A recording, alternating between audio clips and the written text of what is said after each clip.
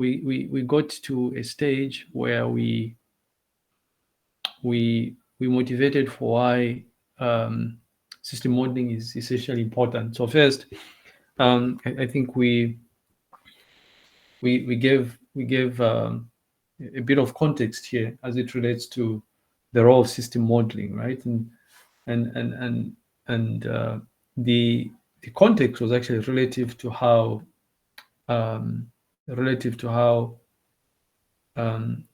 disciplines such as kind of like civil engineering or something will make use of modeling, right? So it's notion that there are so-called perspectives, right? System perspectives, or different types of models that can be used to represent the system in essence, right? So it's different ways of representing the system.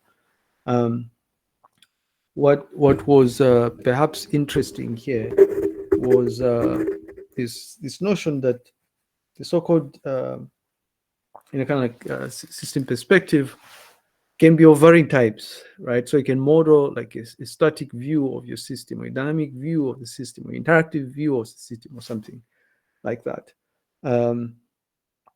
And at some point we gave scenarios, right? Scenarios in which you would want to scenarios that you'd want to take advantage of system modeling here. So instances where you are kind of like modeling you're modeling because you're trying to understand requirements for an existing system, but also modeling from the perspective where you're trying to figure out requirements, new requirements really, where there's no system at all. And then interestingly enough, there was mention of something that I think perhaps may be of interest for most of you, right? This notion that you can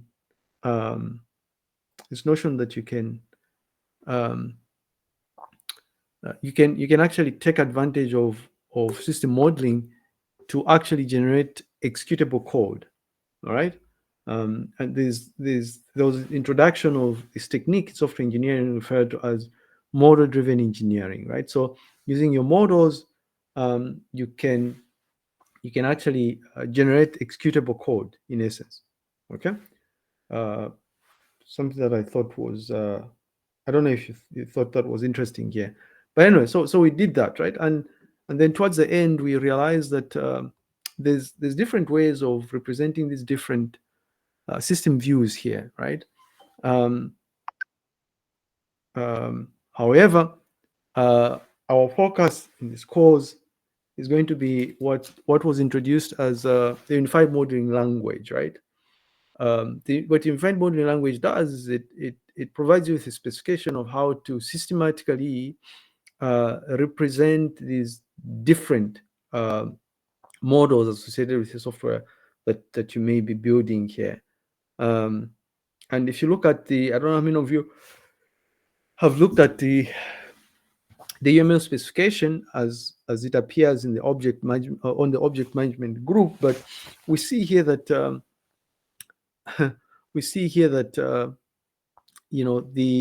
the so-called unified modeling language models or artifacts can be categorized into different types, right? So you have so-called structural models, behavioral models, or diagrams, and interaction diagrams, right? And in all of these different categories, you have specific instantiations of the models themselves. So we quickly or we briefly walked through some example models, at least the ones that we're going to focus on, and I made mention of the fact that these models that we're going to go through, at the very least, will fall in at least one of these different categories that were introduced, right? And then, of course, towards the end, I because it's a software engineering course, I made mention of the fact that there are a broad spectrum of computer-aided software engineering tools that you can use to come up with these UML artifacts. Yeah.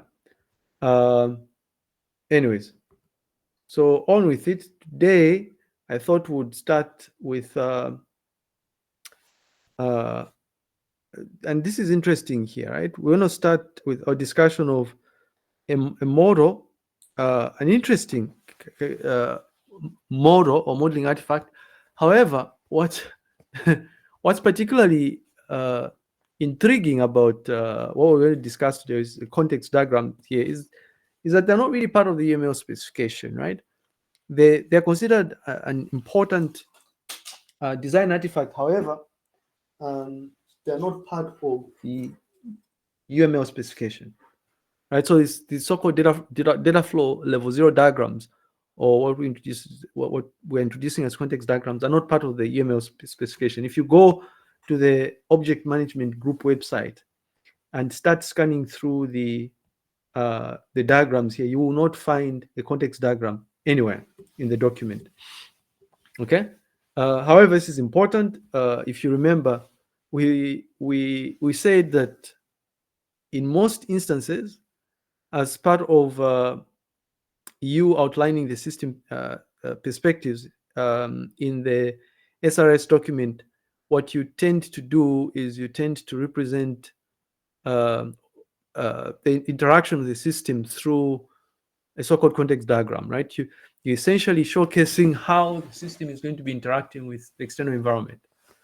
Yeah. So the example I kept referring to, for instance, I mean, in fact, not just example that I kept referring to, but the example SRS documents that I showcased to you guys, turns out, just grab me, in all of those instances here, would, or where's that thing here? I think this is it. The example diagrams I was showcasing here, I don't know why this is not working, would all include a so-called context diagram, right? So you have this visual representation of the system that you're building, which would typically be represented as an oval shape or something at the middle, and then all around it are so-called entities, right? What you're doing here is you're showcasing that the system, and what I mean is here, the system in essence is going to function in such a way that you have all of these different entities interacting with it. Now, these entities you soon discover here can be other systems, it can be, users of the system, like human beings, for instance. And so what we want to understand is how we build a diagram like this. Okay. So context diagrams, again, will illustrate the operational context of the system, so the environment within which it's going to function, and fundamentally they will show what lies outside of the system boundaries, so in the periphery of the system boundaries. You're not really at this stage, or using this perspective, you're not really concerned about the internal mechanisms of the system, but rather how external entities get to interact with it, right? And just to mention here that your so-called social and organizational concerns may sometimes affect the decision on where the position of the system boundaries will tend to lie, right? So like what entities will actually get to lie on the system boundaries.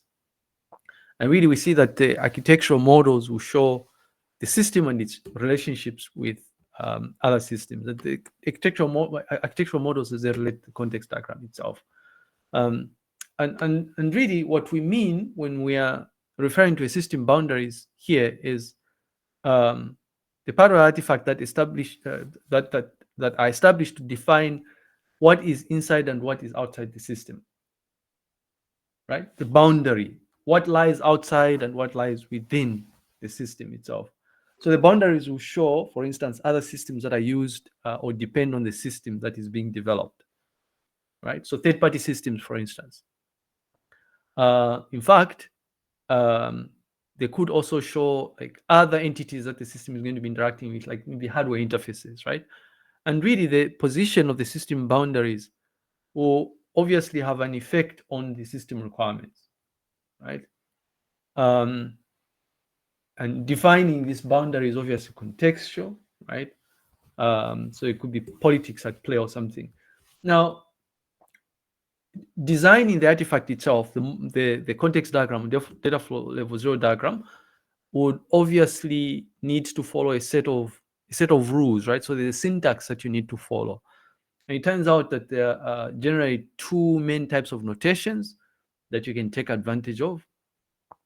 There's the so-called gain and Sasson, and also the Yarn and code notations.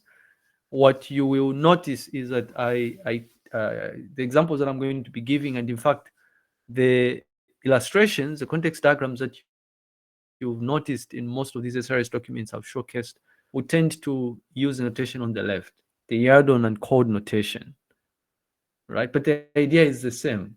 It's just that it becomes important for you to maybe explicitly state what sort of notation you're using. Okay, so there you go. You notice that the process or the system in this particular case will be represented using an oval shape. Any sort of data stores will be represented by this circular edged partial rectangle, if you will, and then entities will be represented by rectangles as well. All right, compare and contrast how processes are represented using the gain and Sasson notation, for instance. In fact, even um, the data stores, right? What you notice is the entities all are the same. So in essence, the goal when you're creating a context diagram with data flow level 0 diagram is to come up with something like this, right? Where you're representing the system as a circular shape, and then the entities will be on the edges. Okay, this diagram showcases a context diagram for a mental care system. This incidentally is lifted direct from one of your prescribed textbooks. I think it's a Ian Somerville software engineering textbook, if memory serves me right. Now, what you notice is the notation here clearly that is used is the gain and Sasson notation, although not exactly one-to-one match. If you notice, the process, in as much as it's rectangular here, is not exactly representing the same manner as what you're seeing here. But either way, using the Yardon and code notation, which I said is what we're going to use here, what we are doing is we're showcasing how data flows from external entities into the system, or vice versa. Remember, our interest is to showcase interactions that take place between the system and what lies on the edges of the boundary, if you will. And so, in essence, what we are saying is we want to demonstrate how data flows into the system and outside of the system. Okay, and really we see that when we're making reference to entities here, we're essentially referring to anything that interacts with the system, and anything that interacts with the system, we include things like people that are going to be using the system, third-party applications that are going to be exchanging data with the system, hardware interfaces that are going to be interacting with the system. Yeah, and so the potential universe of a potential set of entities will comprise things like web services, right? Think third-party systems, hardware devices, people, um, in fact, in some instances, it may not necessarily be people here. This could be other types of entities, like a department or something. You're representing a role, right, rather than an actual person. So you could say, or an organization, actually. You could say one of the entities for the mobile application would be the central bank. The central bank is not a person, an individual person, right? It's an entity. It could be a department. It could be a unit. It could be an entire organization. Okay. Again, we see here that the system using remember the notation that we're saying we're going to be using is the one on the right. Forget about the color here, right? But rather pay particular attention to the notation used to represent things like the system and the entities, so the Yordon and code. We see that the system is represented as a secular object with the name of the system, right, inscribed inside this secular object, inside the circle. The reason why we have SIRD system here inscribed inside the circle. Um, and what you will notice if you look at some examples on the internet as they're doing research here is you notice that putatively the name of the system will typically have the word system, right? So SRD system, mentor, and this is a bit weird here because of nutrition, but this could have been ment care system, Wikipedia system, or something like that. And data will either flow into the system, in which case the edge of the directed arrow terminates on the system boundary, or data may flow out of the system, in which case the data terminates away from the system but onto one of the entities.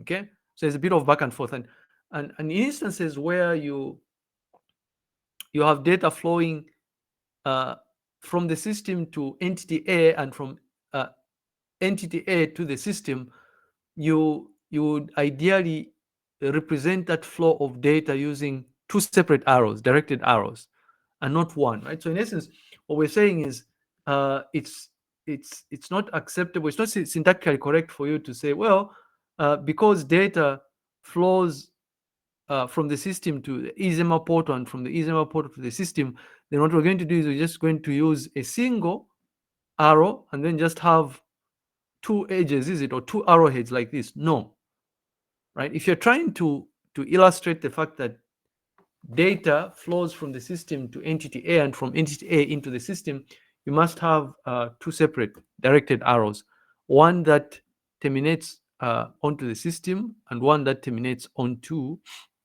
the entity, like so. There's a reason why it seems redundant, but syntactically that's how you represent this flow of information, right? Two separate arrows. And generally what you would do is you'd indicate the message that is being passed, right? Object synchronization, object ingestion confirmation. So your entities are represented using rectangles. Again, you notice the things that are highlighted in the red with the names of the entities inscribed inside of the rectangular shapes. Is it the entities themselves? Okay, so you typically would place the entities on the edges, so the system will be at the center and then the entities will be on the edges, in part because it's visually more appealing, because you typically have a lot of entities, right, that will be interacting with the system. And so for you to better represent those sort of interactions, you ideally place the system on the center and then the entities will be on the edges as this is appearing. Similar to how the eZEMA application here, context diagram for the ZEMARray platform is represented, right? The system is represented as a rectangular shape, as a circular shape with the name of the system inscribed inside the circular shape, and then you have the entities on the edges. In this particular case, by the way, eZEMA here is a third-party application. The Ray repository it's a data repository, so it's this location that is going to be used to store information that is produced by the ZEMARray application. Inspectorate is a department within ZEMA. IT is a department. PIR is a department. Senior management comprises of a row, right? It's not really a department, but it's a row. These are like senior people within ZEMA that make important decisions. Registry, clerks, these are rows. Legal services is a department. But we are representing all of these things as entities. Okay. Anyhow, and then we see here that in some instances, the details of interactions between the entities are omitted to simplify the diagram reading. All right. So the other thing is entities will sometimes be called terminators, right? In part because this is where data will typically terminate to from the system. And again, just showcasing specific examples here, your entities could be, for instance, use a rows. You're building this system and you realize, well, I'm going to have authorizers and initiators, for instance, so you can represent your entities as rows. Or I'm trying to create a context diagram that represents the Moodle, and I realize that well, the Moodle is going to be used by students and lecturers and tutors. I could model the Moodle from the perspective of the roles, right? At the center will be Moodle system or Moodle LMS system, and then on the edges I would have things like student, lecturer, tutor, right? And any other roles that you'd have identified. There could be organizational units, for instance, department names, you know, or there could be external organizations or indeed external systems, right? Like a database management system, for instance. Or there could be input or output hardware devices. Let's say you're building a piece of software that is going to be used in a department store like ShopRite or Pick and Pay, right? Perhaps a barcode reader, for instance. You could represent the barcode reader as an entity, right? Because there's data that flows from the barcode reader to the point of sale machine, is it? When you want to determine how much money is associated with an item that has just been scanned, for instance. Anyway, so there's that. And what's important here, so we've specified exactly how we represent the system as in a circular shape with the name of the system inscribed inside the circular shape, and then we see that the entities are represented as rectangular shapes with the names of the entities inscribed inside the rectangular shapes. If you notice the data flow, remember we're saying that the interactions will be represented by the flow of data into the system and out of the system. And the way we represent data flowing into the system and out of the system is by using directed arrows, right? In other words, an arrow that simply has one arrowhead, right? So the flow of data out of the system is represented by a directed arrow away from the system.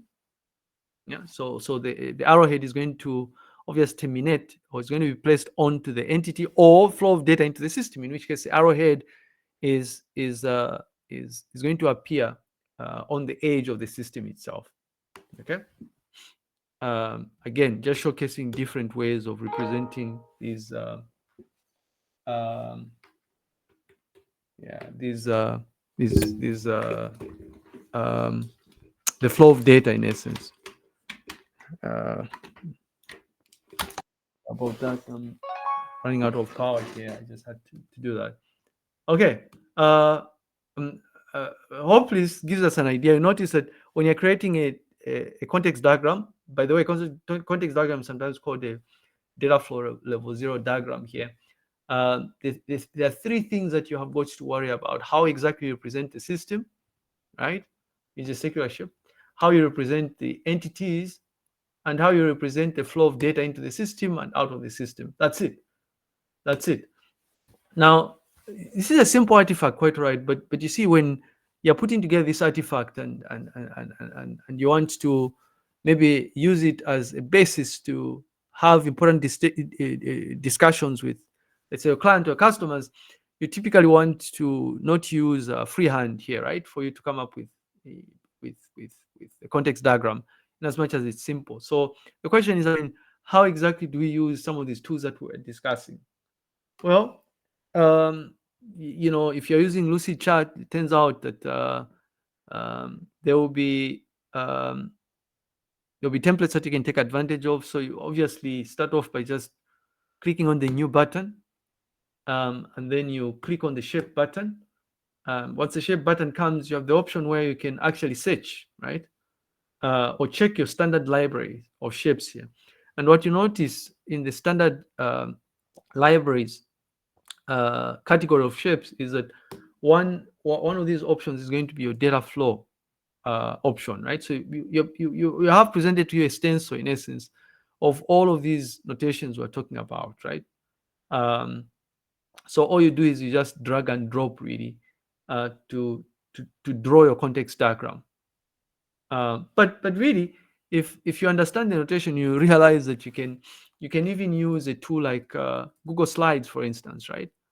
So you just open up your Google Slides document, and or even Microsoft PowerPoint, uh,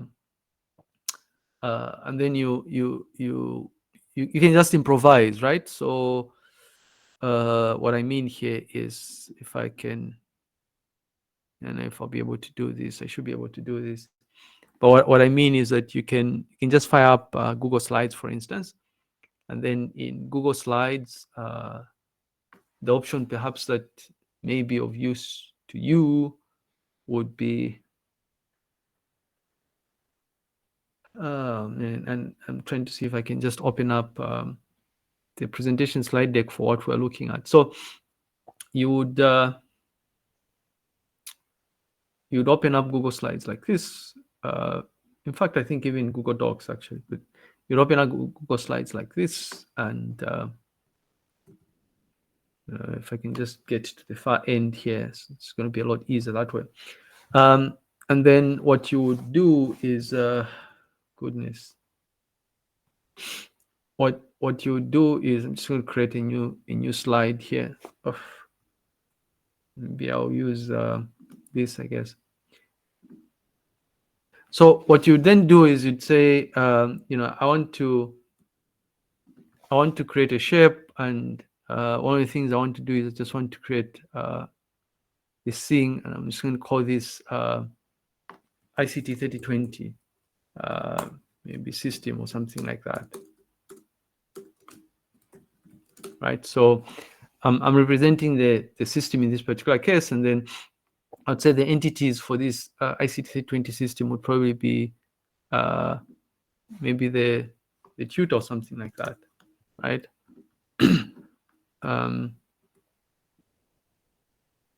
Maybe the tutor, and the other entity that's going to be interacting with this ICT 3020 system would probably be, I guess it would be the student or something like that, right? Student, and then the other entity would probably be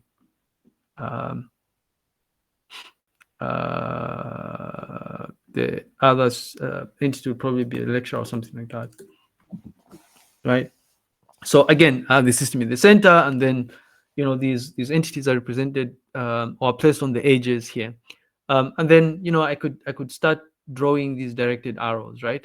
I'd say there's an arrow that originates from the system to try and model data moving from the system to tutor, or perhaps data moving from tutor to system or something like that.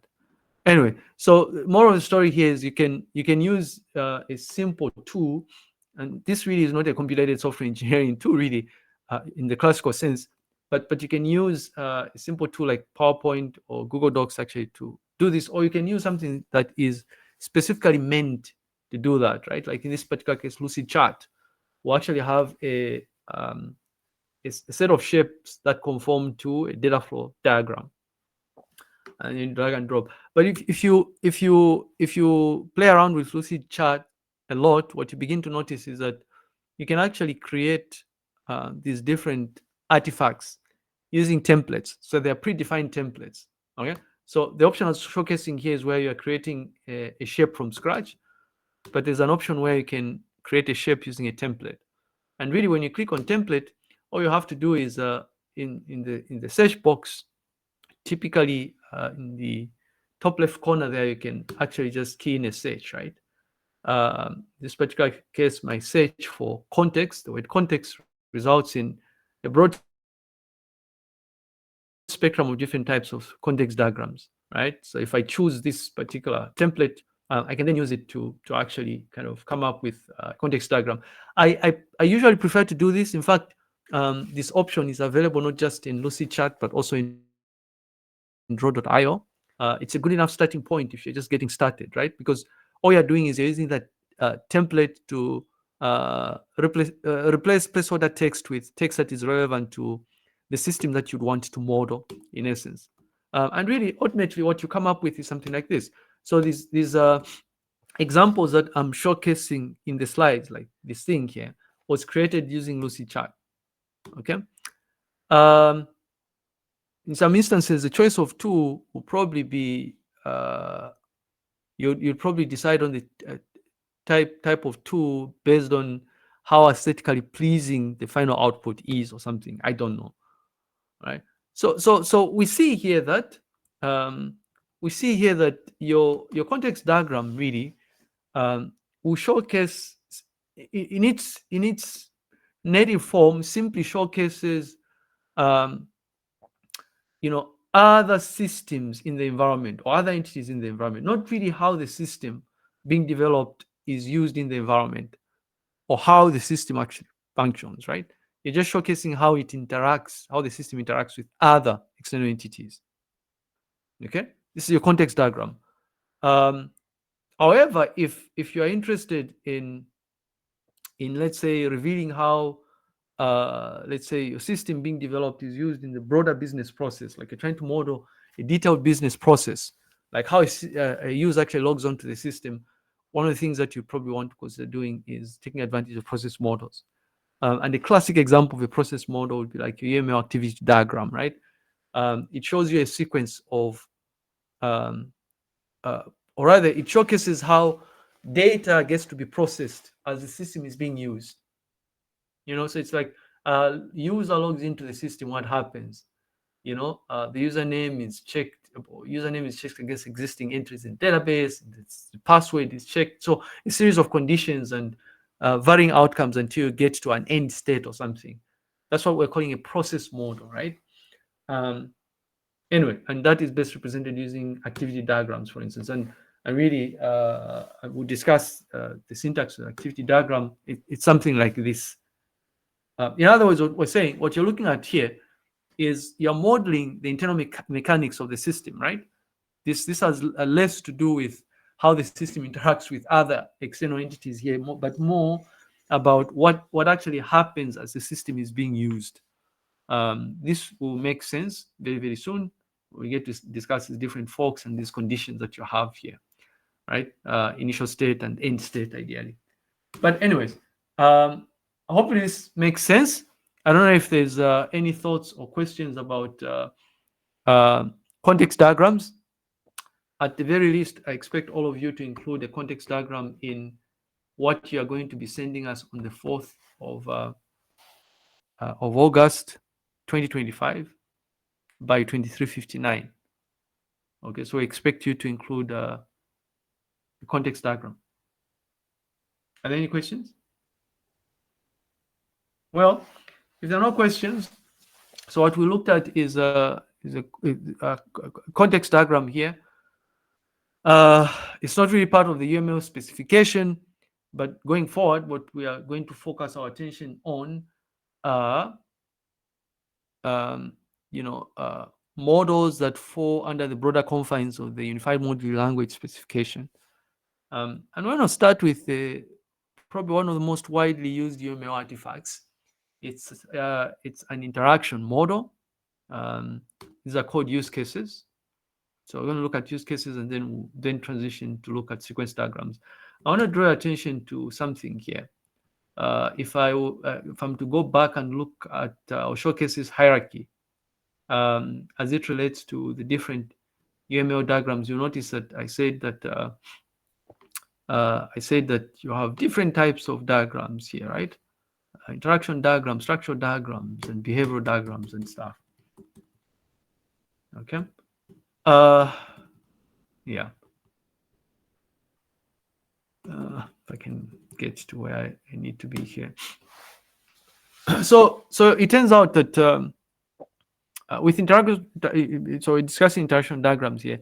So modeling user interactions would typically help uncovering user requirements or refining user requirements, right?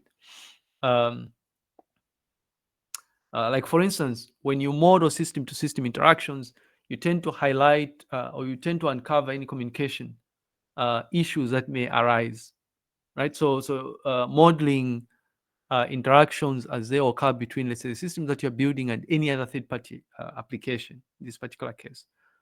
And then modeling, component interactions will help you understand if the proposed, system structure is likely to deliver the required system performance, for instance, or dependability, right? And the two most widely used interaction diagrams would be your use case diagrams and the sequence diagrams.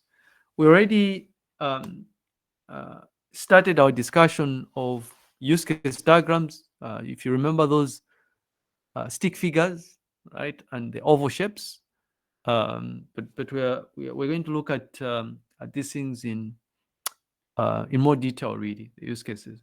So we see here that fundamentally these use cases were developed uh, to aid or support requirements elicitation, right? Fundamentally, they are they're considered a design artifact, but they're predominantly used in instances where you are looking at refining user requirements or gathering user requirements, right?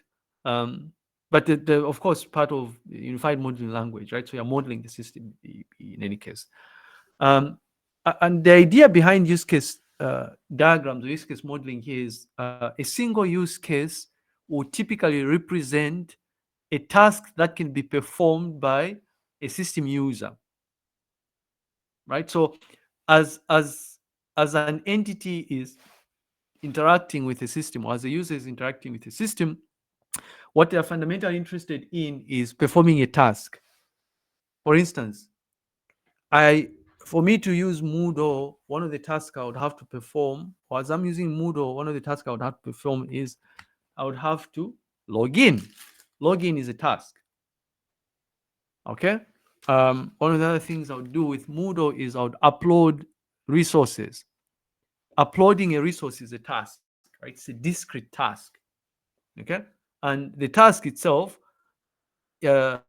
involves some kind of interaction between an entity and the system.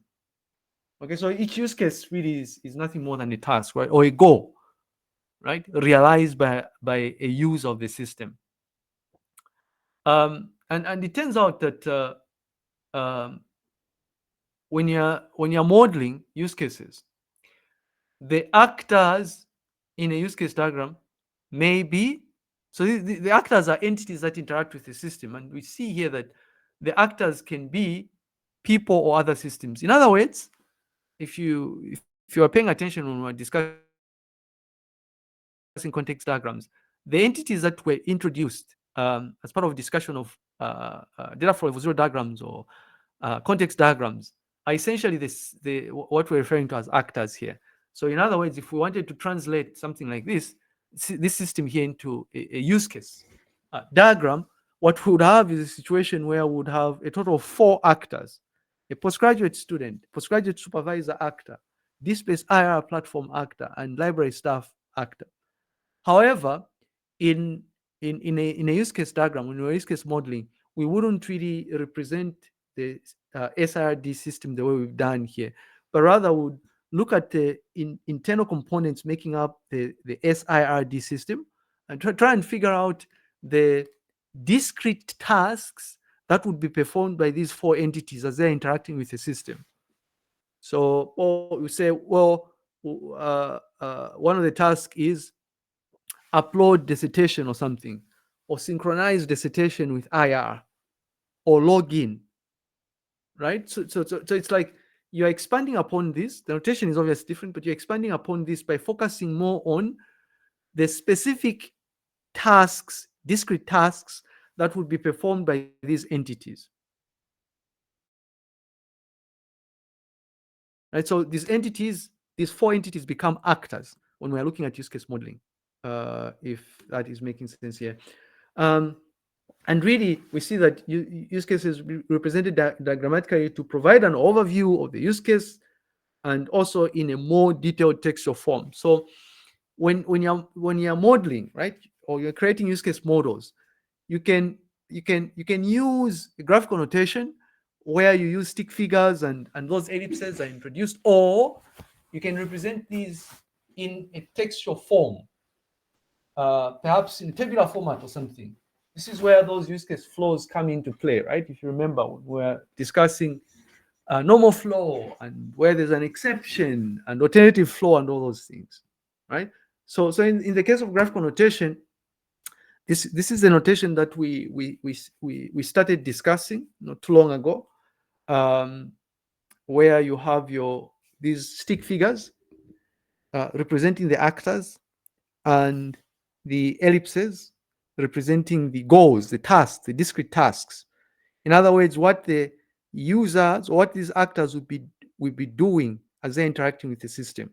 In this particular case, for the ment care system, we see that the two actors, medical receptionist and record system, will both transfer data. That's it. So transferring data is a discrete task. And it turns out that it's actually quite common to have a situation where you have multiple actors performing the same task, right? I'll give you an example of login. Um, if we were to create a use case diagram for the smart R deposit system, intuitively here we know that library staff, postgraduate supervisor, and postgraduate students, these are actual users, is it? Like they'll be like human beings like you and me. Well, not you, because you wouldn't be postgraduate students, but you get the point. I would be a postgraduate supervisor, right? So both postgraduate supervisors and postgraduate students would have to log into the SRD system. If they're all logging in, what we're saying is they would both be interacting with this system in such a way that they all perform that task, which is login. Incidentally, login is one of those use cases that you almost always have, right?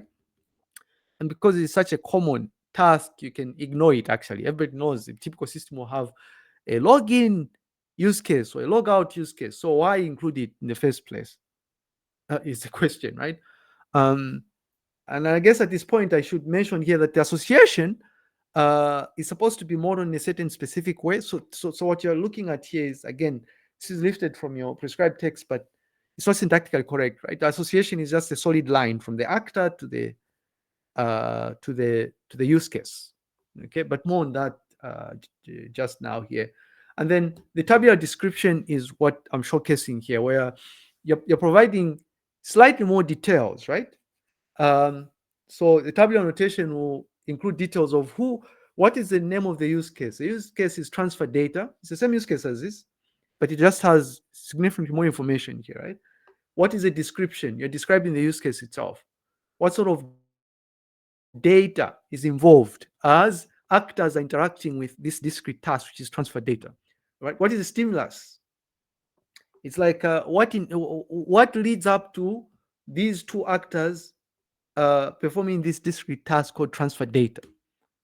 What is the response? What happens in an ideal case when these two actors interact with this use case? What is the end result? Or any other comments? And in fact, the way that you would represent this tabular description of the use case would typically follow some pre-existing template or something like that, right? This speaks to some of the things that we're talking about here, like different ways in which we represent requirements in an SRS document, for instance. You can use a template, you can use natural language notation, you can use a structured notation and stuff. Well, if you look at what we are using as we were representing these use case flows in the Zema SRS document here, you notice that we are using this notation here, where each use case, this particular case, each use case has an ID, a unique identifier for use case, the name of the use case, meta information about who created this use case, yours truly, who was the person to last update this use case, when was it created, when was it last updated, the date. And then more importantly, the actors, right? Like out of all the different actors associated with the Zema application, list all the actors that will interact with this use case. These: content submitter, content reviewer, content authorizer, and the system administrator. The description of the use case, the trigger. You see, the naming may be different, but the idea is the same. The trigger here is more or less the same as what we are calling the stimulus here. It's just that we're using a different template here when compared to this. Okay. And then in this particular notation that we're using, we even have preconditions and postconditions. So things that must hold true prior to the user interacting with this discrete task. For instance, for a user, for this use case called ingest document, for a user to perform this discrete task, which is ingest the document or apply the document, they must first of all be successfully logged on to the system. If you're not logged into the system, you will not be able to perform this task. In addition, you must have the necessary permissions for you to ingest the object. How about the post condition? What happens after the task is performed? We see that the file, the bit stream, is going to be stored on the file system. And then you have your normal flow, right? Showcasing the sequence of events. In this particular case, you have an actor, right? The sequence of events as the actor is interacting with the system. And the actor here will represent all of these 4 different actors: content submitter, content reviewer, content authorizer, and system administrator. So in other words, we see that, first of all, the actor, either one of the 4 entities, actors there, will upload the digital object content, and then the system responds by checking if the content is the correct format. The system, if the content is the correct format, the system will save the content onto the file system. It will persist it. And then it will then prompt the user to associate metadata to the digital content. Right? That's like the flow of events, a normal flow, a sequence of events. Could be like an alternative flow, a different way of arriving at the same end result, in other words. And also, we include details of exceptions. In the event that something goes wrong, like somebody doesn't have the necessary permissions, what happens? Okay. So, anyways, we see here that if we were to showcase like use cases for the mental care system, as they relate to the medical receptionist, we see that a medical receptionist in the mental care system will be able to perform these 5 different tasks.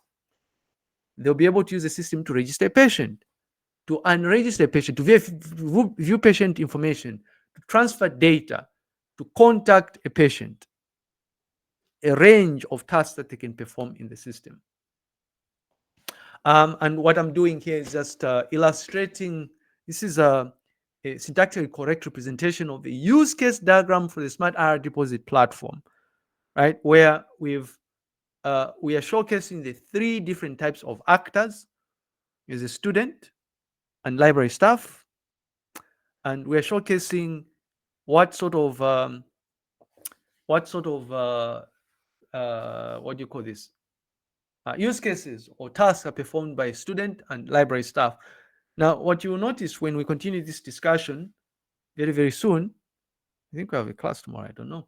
But when we have a discussion about this, is you discover that in some instances, if you have common functionalities, you can factor out those functionalities, right? And you factor them out by representing relationships that exist amongst the different actors.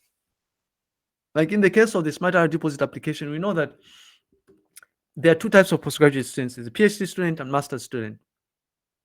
Okay, but because the PhD student and master's student will, in most instances, perform similar functions, if there are differences, maybe there will be 1 or 2 differences. What you can do is you could say, we're going to factor out these things and just have a derived actor called student that will act as an actor that applies to both masters and PhD students, so that you cut down on the number of associations that are coming from PhD. If we didn't do this, right, we'd need another actor called master student, and there'll be lines from master student going to create account, to ingest digital object, to upload bitstream.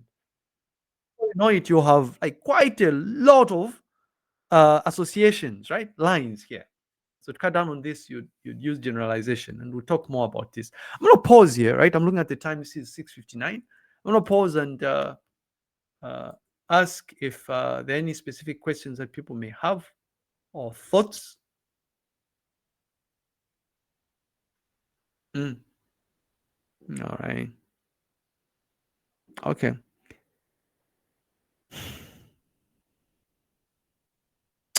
If there are no questions, then I will see you when you see me, which is next week, I suppose. I don't know.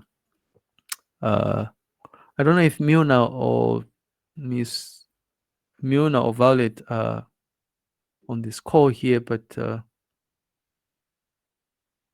that's fine. I see Miona is there.